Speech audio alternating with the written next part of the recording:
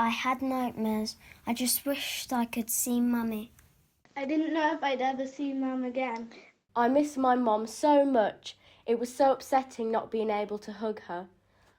Just some of the testimonies of children who couldn't see their mothers in prison during the pandemic. When the nation went into lockdown, so did prisons, and all visits were stopped, even for mothers and children. Tawana was sent to prison after drugs and a firearm were found in her house. She completed her 4 years in prison during the pandemic and is now home with her 3 young daughters. I think it did a lot of damage, actually. I mean, it did because, to have your mum, it's meant to be having your world, and to have that taken away at such a young age. What was your biggest fear when you were in prison?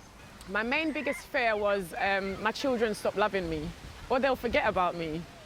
To know that my mistakes put me in that position, which I totally, I have a lot of regrets for, my choices, my bad decisions, and to know that that was going to affect your children that you were supposed to put first, it is heartbreaking.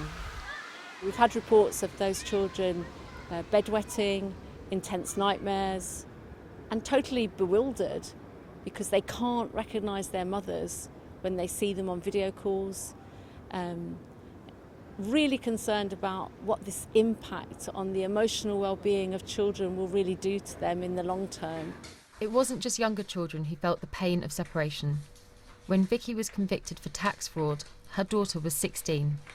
Vicky was moved between 3 different prisons during the pandemic. Everyone felt it. Everyone felt the frustration. Just being on the wing or in the house where I was just, the atmosphere just changed completely. Just when everyone turned in on each other because you've got nothing. Everyone's feeling frustration. It was a horrible place to be in.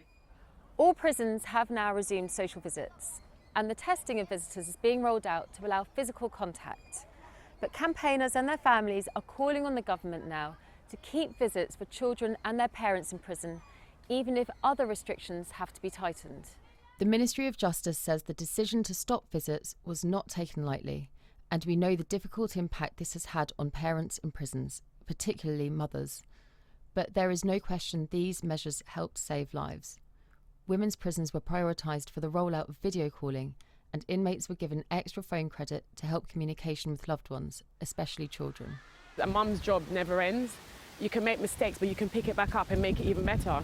So I think that's where me and my children stand now. Karen Morrison, BBC News.